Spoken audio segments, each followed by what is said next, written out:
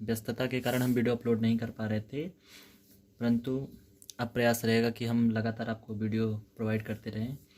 आज हम कक्षा 12 के नेक्स्ट टॉपिक को पढ़ेंगे, जिसका नाम है विभव प्रवणता। विभव प्रवणता क्या होता है? देखिए, ऐसे समझने के लिए हम ऐसा मान लेते हैं कि यह एक बाउंड्री है। बाउंड्री के अंदर जो क्षेत्र है उस क्षेत्र को कहते हैं वैद्युत क्षेत्र। यहाँ पर एक बिंदु ए है। ए से हम ए पर विभव जो है वो V1 है। ए से हम किसी दूसरे बिंदु बी की तरफ जा रहे हैं, जहाँ का विभव कितना है? V2 है। तो ये ए से बी की तरफ जा रहे हैं, यानी दूरी बदल रही है। दूरी के साथ साथ विभव में परिवर्तन, यानी ए पर जो पार्टिकल है, जो आवेश है Q, उसकी स्थिति यदि x1 है, बी पर उसकी स्थिति x2 है, तो यह x1 से x2 जाने तक, यानी दूरी में परिवर्तन। दूरी में परिवर्तन को हम लिखते हैं, देखो, दूरी में परिवर्तन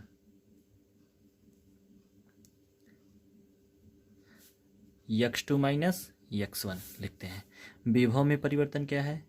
विभव में परिवर्तन, इसे लिखते हैं हम V2 माइनस V1। तो ध्यान से देखिएगा कि A से B तक जाने में, यानी दूरी बदलने में, दूरी के साथ विभव में परिवर्तन विभव प्रवणता कहलाता है। ध्यान से देखिएगा, परिभाषा क्या लिखेंगे? परिभाषा आप लिखेंगे कि वैद्युत क्षेत्र के अंतर्गत, वैद्युत क्षेत्र के अंतर्गत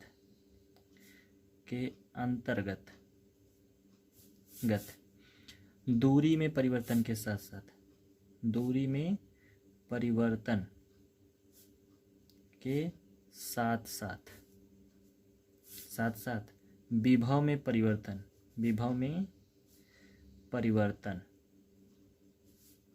विभव प्रवणता कहलाता है। विभव प्रवणता कहलाता है।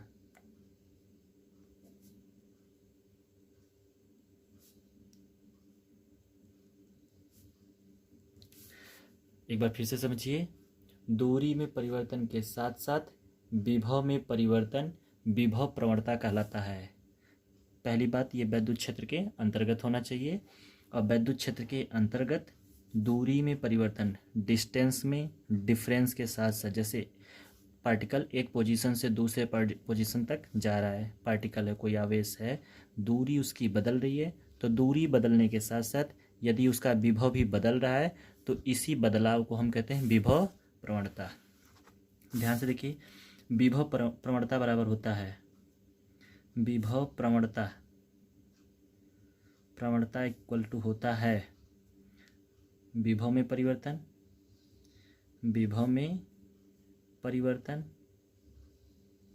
बटे दूरी में परिवर्तन। ठीक है, विभव प्रवणता बराबर क्या होता है? विभव में परिवर्तन बटे दूरी में परिवर्तन। विभव प्रवणता को हम लिखते हैं V2 माइनस V1। दूरी, ध्यान दीजिए, विभव में परिवर्तन V2 माइनस V1, दूरी में परिवर्तन x2 माइनस x1। ठीक है, चलिए आगे हो जाएगा। V2 माइनस V1 को हम लिखेंगे डेल्टा V, और x2 माइनस x1 को लिखेंगे डेल्टा x। ध्यान दीजिए, विभव प्रवणता को हम लिखते हैं ग्रेड V, और इसे सिंबल के रूप में अगर दर्शाना चाहें तो इसको लिखते हैं नेबला V। उल्टा त्रिभुज बनाएंगे हम, उल्टे त्रिभुज को ही बोलते हैं नेबला। कहीं भी आपको ऐसा सिंबल दिखाई दे उल्टा त्रिभुज, तो इसको बोलते हैं नेबला। क्या बोलते हैं? नेबला। ये सिंबल आपके क्लास 12th में तो नहीं है, लेकिन आगे चल के आपको MSc में और ग्रेजुएशन में, मतलब जब आप कॉलेज ज्वाइन करेंगे तो आपको ये सिंबल मिलते रहेंगे। अभी आपको MSc इंटर लेवल पे तो ये नहीं है, लेकिन आप अभी से जानते रहिए, लिख सकते हैं ग्रेड भी या नेबला भी। ठीक है, चलिए, तो विभव प्रवणता आपने पढ़ लिया कि विभव प्रवणता क्या होता है। तो विभव प्रवणता माने दूरी में परिवर्तन के साथ साथ विभव में परिवर्तन विभव प्रवणता कहलाता है। अगली टॉपिक है आपका समविभव पृष्ठ। समविभव पृष्ठ किसे कहते हैं? ठीक है, समविभव पृष्ठ। तो ध्यान दीजिए, वैद्युत क्षेत्र के भीतर खींचा गया वह पृष्ठ, ये एक वैद्युत क्षेत्र है। ठीक है, इसके भीतर खींचा गया कोई भी पृष्ठ जिसके प्रत्येक बिंदु पर विभव क्या हो? समान हो, समविभव पृष्ठ कहलाता है। वैद्युत क्षेत्र के भीतर खींचा गया वह पृष्ठ या रखा गया वह पृष्ठ जिसके प्रत्येक बिंदु पर विभव का मान समान होता है, समविभव पृष्ठ कहलाता है। तो इसकी परिभाषा हो जाएगा, वैद्युत क्षेत्र के अंतर्गत खींचा गया वह पृष्ठ जिसके प्रत्येक बिंदु पर विभव का मान समान होता है, समविभव पृष्ठ कहलाता है। तो ये बातें आपको समझ में आ गई। समविभव पृष्ठ किसे कहते हैं? वैद्युत क्षेत्र के अंतर्गत खींचा गया कोई भी पृष्ठ हो। ठीक है, यदि उस पर विभव का मान समान हो, जैसे एक पॉइंट यहाँ ले लेते हैं, ये ए पर विभव का मान V1 है, B पर विभव का मान V2 है। यदि V1 बराबर V2 है तो यह एक समविभव पृष्ठ होगा। किसी भी बिंदु पर आप लेंगे, अगर विभव का मान समान आ रहा है सब जगह, तो वह पृष्ठ कैसा पृष्ठ कहलाता है? समविभव पृष्ठ कहलाता है। माने विभव समान हो, ऐसा पृष्ठ जिस पर विभव का मान क्या हो? समान हो। कहीं भी विभव का मान क्या हो? समान हो, तो ऐसे पृष्ठ को हम समविभव पृष्ठ कहते हैं। ठीक है, अब आप अगली टॉपिक देखिए क्या है। अब अगली टॉपिक है आपका एक समान बाह्य वैद्युत क्षेत्र में द्विध्रुव को घुमाने में किया गया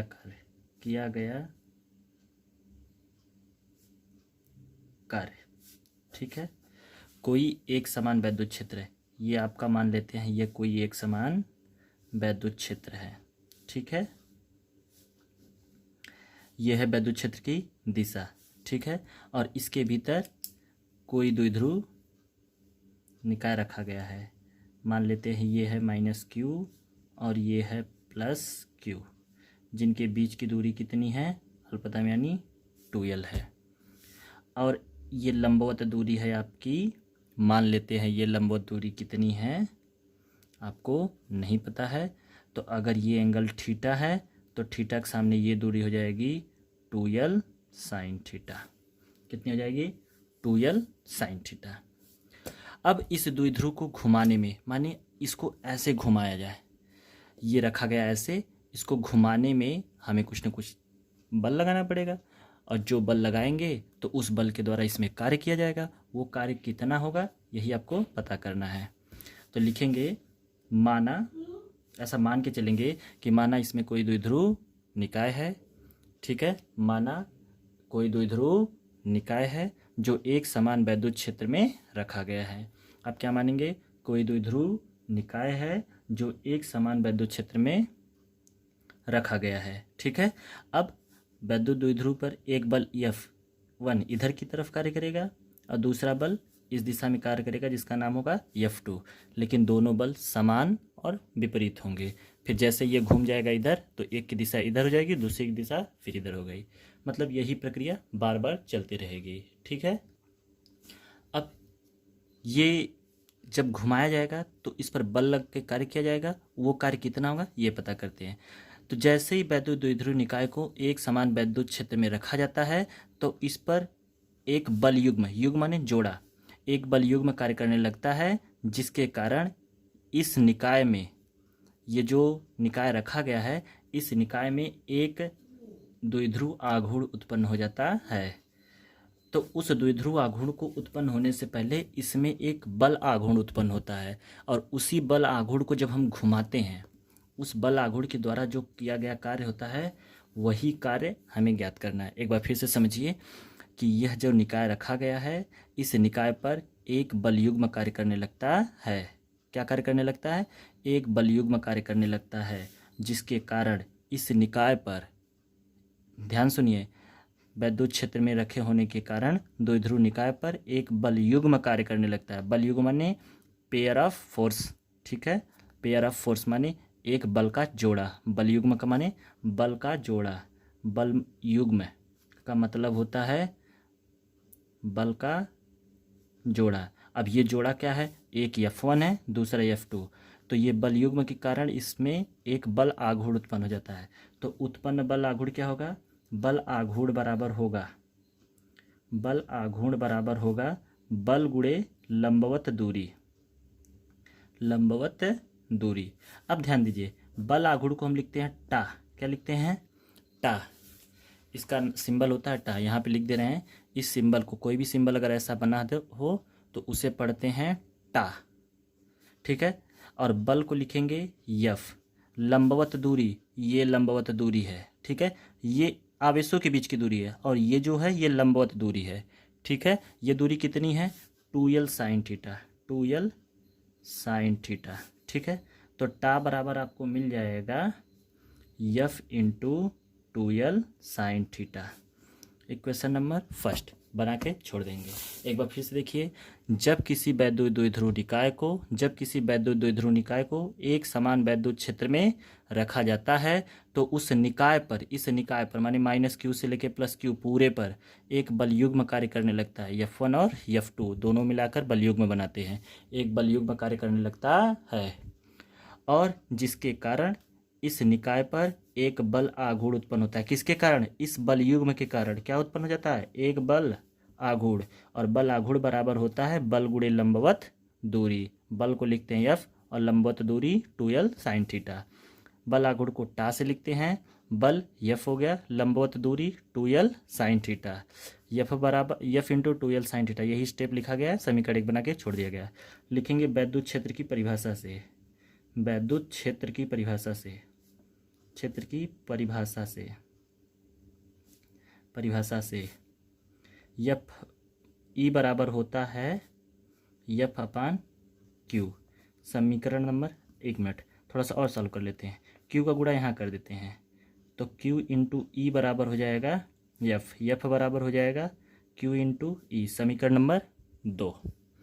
अब समीकरण 1 में देखिए, जहाँ लिखा गया है F, उस F का मान Q इंटू E लिख दीजिए। तो लिखेंगे समीकरण 1 में 2 का मान रखने पर, 2 का मान रखने पर जैसे रखेंगे तो टा बराबर हो जाएगा Q into E into 2l sine theta. इस Q को इसके साथ रख दो, टा बराबर हो जाएगा E into 2QL sine theta. देखो Q को बस इसके साथ रख दिया गया 2QL। समीकरण नंबर 3 बना दीजिए, ठीक है। अब आगे लिखेंगे द्विध्रुव आघूर्ण की परिभाषा से, द्विध्रुव आघूर्ण की परिभाषा से,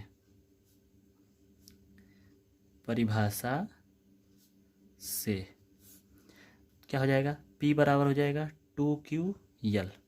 समीकरण नंबर 4, जहाँ लिखा गया है 2QL वहाँ लिख दीजिए आप P।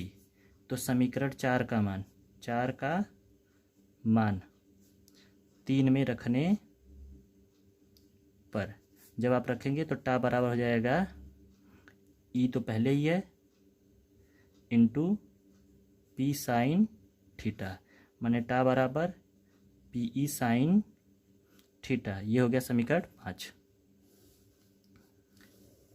अब देखिए आगे, अभी तक आपने कार्य नहीं निकाला है, अभी क्या निकाला है? केवल इस बल युग्म के कारण इस पर उत्पन्न बल आघूर्ण। अब इस बल आघूर्ण के द्वारा हम इसको घुमाएंगे, तो अभी तो थीटा था, मान लीजिए छोटा सा एंगल डी थीटा घुमाते हैं, ठीक है। तो लिखेंगे उत्पन्न बल आघूर्ण के द्वारा, आघूर्ण को उत्पन्न बल आघूर्ण डी थीटा, उत्पन्न बल आघूर्ण को डी थीटा घुमाने पर किया गया कार्य, जो कार्य है वो किया गया कितना हो, डी डब्ल्यू। अगर छोटा सा एंगल डी थीटा घुमा रहे हैं, डी थीटा का मतलब थोड़ा सा घुमा रहे हैं, मतलब थोड़ा सा, एकदम थोड़ा सा। जब आप थोड़ा सा परिवर्तन करते हैं तो उसे बोलते हैं डी थीटा, बड़ा परिवर्तन करते हैं तो उसे बोलते हैं थीटा 1 से कहाँ तक तुमने घुमाया है। तो यदि डी थीटा घुमाने में किया गया कार्य डी डब्ल्यू हो, तो डी डब्ल्यू बराबर माने किया गया कार्य बराबर होता है, अब ये कार्य किसके द्वारा घुमाया जा रहा है, बल आघूर्ण के द्वारा, यानी बल आघूर्ण गुणे कितना घुमा रहे हैं, कितना विस्थापन हो रहा है हमारा, डी थीटा, यानी आप लिखेंगे विस्थापन। डी डब्ल्यू बराबर, ध्यान दीजिए बल आघूर्ण कितना था आपका, ध्यान से देखिए, बल आघूर्ण आपने निकाला था टा बराबर, इधर देखिए, टा बराबर पी ई साइन थीटा। टा बराबर कितना आया है आपका, पी ई साइन थीटा, लिख दीजिए P E sine theta into विस्थापन कितना घुमा रहे हैं आप, छोटा सा दूरी डी थीटा, कोणीय विस्थापन है ये, डी थीटा क्या है आपका, कोणीय विस्थापन है। मतलब आपने जो कार्य किया वो क्या है, P E sine theta into D theta, ठीक है। यदि यही कार्य, यदि कोणीय विस्थापन यानी किया गया कार्य कहाँ से हो, थीटा 1 से थीटा 2 तक हो, ध्यान दीजिए जो किया गया कार्य हो वो कहाँ से शुरू हो, थीटा 1 से।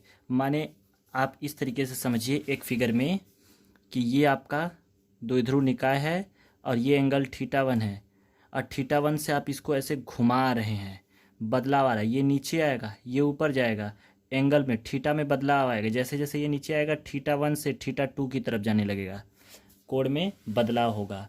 तो आपका जो किया गया कार्य होगा वो कार्य कितना होगा, डी डब्ल्यू होगा, डी डब्ल्यू बराबर हो जाएगा, थीटा 1 हो तो एक बार फिर से देखिए, डी डब्ल्यू बराबर हो जाएगा पी साइन थीटा, लेकिन किया गया कार्य अब डी थीटा की जगह थीटा 1 से काम थीटा 2 तक कर रहे हैं, तो संपूर्ण कार्य होगा कैपिटल डब्ल्यू बराबर हो जाएगा डी डब्ल्यू। काम कहाँ से हो रहा है, थीटा 1 से, कहाँ तक हो रहा है, थीटा 2 तक हो रहा है। ध्यान दीजिए कैपिटल डब्ल्यू बराबर स्मॉल डब्ल्यू, डी डब्ल्यू का मान कितना निकाले हो, पी ई साइन थीटा, लिख दीजिए P E sine theta D theta, कहाँ से कहाँ तक, थीटा 1 से काम थीटा 2 तक हो रहा है, ठीक है। चलिए ये डेरिवेशन थोड़ा सा बड़ा हो गया क्योंकि इसमें हमने बल आघूर्ण को डायरेक्ट नहीं लिखा है, डेरिवेटिव करके उसका किया गया है। तो ध्यान दीजिए कैपिटल डब्ल्यू बराबर हो जाएगा, आपने लिखा था P E sine theta D theta, काम कहाँ से हो रहा है, थीटा 1 से कहाँ तक, थीटा 2 तक। अच्छा इस सिंबल को कहते हैं इंट्रीगेशन, क्या कहते हैं, इंट्रीगेशन। अगर आपको कहीं भी ऐसा सिंबल मिले तो इसका मतलब होता है इंट्रीगेशन। इंट्रीगेशन हिंदी में इसको बोलते हैं समाकलन, ठीक है। आप इंट्रीगेशन कर रहे हैं, छोटे छोटे काम को दिखा रहे हैं बड़े में कि कितना काम कर रहे हैं, थीटा 1 से थीटा 2 तक आप काम कर रहे हैं, थीटा 1 से थीटा 2 तक आप काम कर रहे हैं। कैपिटल डब्ल्यू बराबर, ध्यान दीजिए इंट्रीगेशन रहेगा और उसको रोकेगा जो काम किया जा रहा है, जैसे थीटा 1 से थीटा 2, तो ये साइन थीटा डी थीटा को रोक लेगा, बाकी सबको बाहर कर देगा। तो ये पी ई बाहर आ गया, इंट्रीगेशन थीटा 1 से थीटा 2, ठीक है। क्यों, क्योंकि परिवर्तन किस में हो रहा है, पी में नहीं हो रहा है, वैद्युत क्षेत्र एक समान रहेगा ही, पी द्विध्रुव आघूर्ण, इसमें भी परिवर्तन नहीं हो रहा है। बदल क्या रहा है, थीटा बदल रहा है, कहाँ से कहाँ तक बदल रहा है, थीटा 1 से थीटा 2, इसी को घुमाया जा रहा है, बाकी और कुछ नहीं किया जा रहा है। तो इसलिए थीटा को रोकेगा ये अपने अंदर, बाकी जो अपरिवर्तित है उसे बाहर कर देगा। तो ये हो जाएगा आपका साइन थीटा डी थीटा। किसी भी अलजेब्रिक एक्सप्रेशन हो या फिर आप ट्रिग्नोमेट्रिक एक्सप्रेशन हो उसका इंटीग्रेशन, तो आपको यहाँ पे साइन थीटा डी थीटा का इंटीग्रेशन मैं डायरेक्ट लिख रहा हूँ, देख लीजिएगा, ये आपको थोड़ा याद करना पड़ेगा इस पूरे पार्ट को। ये हो जाएगा पी ई, ध्यान दीजिए इस पूरे पार्ट को ऐसे लिखा जाएगा। जब इसका इंटीग्रेशन किया जाता है तो साइन का लिख दिया जाता है कॉस थीटा कोष्टक बंद, ये थीटा 1 से थीटा 2 अब यहाँ लिख दिया जाएगा थीटा 1 से थीटा 2, साइन का कॉस हो गया और कॉस प्लस में नहीं माइनस में होता है। ठीक है, क्यों? क्योंकि ये नियम है। आप क्लास 12th में, क्लास 11th में थोड़ा सा पोर्शन है, क्लास 12th में इसका ज़्यादा सा पोर्शन है और ये समाकलन के अंतर्गत आता है। समाकलन क्लास 12th का मैथ का चैप्टर नंबर 7 है। उस चैप्टर में इसके बारे में डिटेल बताया गया है कि साइन से कब वो कॉस में होता है, कॉस से कब वो साइन में होता है। ये एक परिवर्तन है, साइन और कॉस का इंटरचेंजिंग है, आपको ये याद रखना पड़ेगा। साइन थीटा किस में बदल जाता है? कॉस थीटा माइनस चिन्ह के साथ, परिवर्तन थीटा 1 से थीटा 2। अब जहाँ लिखा गया थीटा, पहले आप ऊपर वाले लिमिट को रखेंगे फिर नीचे वाले को, तो W बराबर हो जाएगा आपका PE। चलिए इस माइनस को बाहर कर दीजिए, ये हो जाएगा कॉस थीटा, थीटा 1 से थीटा 2। कैपिटल W बराबर हो जाएगा माइनस PE। ध्यान दीजिए, अब ऊपर वाले लिमिट को रखिए, पहले थीटा 2 है तो थीटा की जगह क्या लिख देना है? थीटा 2, फिर माइनस चिन्ह लगा देना है। ध्यान से देखिए, थीटा की जगह थीटा 2 रख दिया गया, अब माइनस चिन्ह, फिर इस थीटा की जगह आप थीटा 1 लिख दीजिए, कॉस थीटा 1।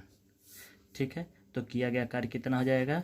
माइनस का PE कोष्टक के अंदर कॉस थीटा 2 माइनस का कॉस थीटा 1। ठीक है, ये हो गया। अब देखिए इस माइनस का अंदर गुणा कर देंगे तो ये हो जाएगा PE कॉस थीटा, इस माइनस का गुणा हो जाएगा तो ये माइनस और माइनस माइनस ये प्लस, कॉस थीटा ये 2 रहेगा, ये कॉस थीटा 1 हो जाएगा। कैपिटल W बराबर, ये प्लस वाला पहले आ जाएगा तो PE cos theta 1 minus cos theta 2। ध्यान दीजिए, अब इसके लिए विशेष स्थितियाँ, पहले केस नंबर फर्स्ट पढ़ते हैं। जब कभी भी हम थीटा को घुमाते हैं तो हमारा सबसे छोटा एंगल होता है 0, तो सबसे पहले तो हम पहले वाले का मान रखेंगे, cos theta 1 equal to cos 0, और कॉस 0 का मान होता है 1, याद रखिएगा। इस कंडीशन को आप याद रखिए। थीटा 1 माने शुरू कहाँ से कर रहे हैं, थीटा 2 माने कहाँ तक ले जा रहे हैं। तो जब भी हमारी शुरुआत होती है तो 0 से होती है, थीटा का मान 0 रखते हैं और सबसे बड़ा एंगल ले जाते हैं 360 डिग्री। एक चक्कर घुमाने में, एक चक्कर घुमाने में कितना एंगल जाता है? 360, ये गोला। ठीक है, तो थीटा 1 का मान, माने थीटा 1 का मान रखेंगे cos 0। चलिए रख देते हैं, कैपिटल W बराबर हो जाएगा PE in bracket cos 0 minus cos theta 2 का मान आप रख देते हैं, cos थीटा 2 को आप लिख देंगे cos थीटा लिख दीजिए। ठीक है, क्योंकि ये कहाँ तक जाएगा? cos थीटा 1 से, माने 0 से 10 जा रहा है, 20 डिग्री जा रहा है, 30 डिग्री जा रहा है, कितना डिग्री जा रहा है ये नहीं पता, तो अभी आप बस आप लिखिए cos थीटा 1 का मान हमेशा 0 रखना है क्योंकि शुरुआत हमारी 0 से होगी। ठीक है, और थीटा को 2 का मान आप अपने हिसाब से जितना घुमाना चाहते हैं उस हिसाब से आप रखते चले जाएंगे। कैपिटल W बराबर, तो ये हो जाएगा PE, cos 0 का मान होता है 1 और ये हो जाएगा cos थीटा। अब शर्तें आती हैं, यानी विशेष स्थितियाँ। ये तो हो गया cos थीटा, ये आपका फार्मूला बन गया, यही आपका फार्मूला है। ठीक है, विशेष स्थितियाँ, सम इम्पोर्टेंट कंडीशन क्या होते हैं, देखिए यहाँ लिख दे रहे हैं विशेष स्थितियाँ। विशेष स्थितियाँ, देखिए यदि थीटा इक्वल टू 0, यदि आप थीटा का मान 0 रखें तो ये हो जाएगा W equal to PE in bracket 1 minus cos 0, capital W equal to PE 1 minus 1 PE 0, गुणे 0 हो जाएगा, 1 में से 1 गया, गुणा करेंगे 0, माने आप एंगल में कोई परिवर्तन नहीं करेंगे, सीधे रखेंगे, उसको घुमाएंगे ही नहीं, 0 डिग्री पर रखेंगे, तो उस स्थिति में हमारा किया गया कार्य कितना होगा? 0 होगा। यदि थीटा इक्वल टू 90 डिग्री। एक मिनट, हाँ, यदि थीटा इक्वल टू 90 डिग्री, ठीक है। जब थीटा का मान कितना हो, 90 डिग्री हो, तो कैपिटल डब्ल्यू इक्वल टू कितना आ जाएगा, P E in bracket 1 minus cos 90 का मान कितना होता है, 0। P equal to 1 minus 0 is equal to P E multiply, देखो 1 में से 0 जाएगा, 1 ही बचेगा, और ये आ जाएगा आपका पी ई। उस स्थिति में कार्य सबसे अधिक होगा।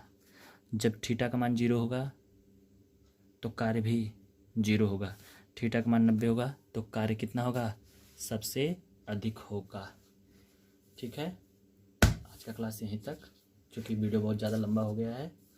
और इसका आप 1-2 बार ज़रूर प्रयास करिएगा। बहुत ज़्यादा टफ नहीं है, क्योंकि हमने इसको डिटेल में लेके चला है और इसमें कोई भी टॉपिक्स ऐसे नहीं है जिसे हम छोड़े हैं। ठीक है।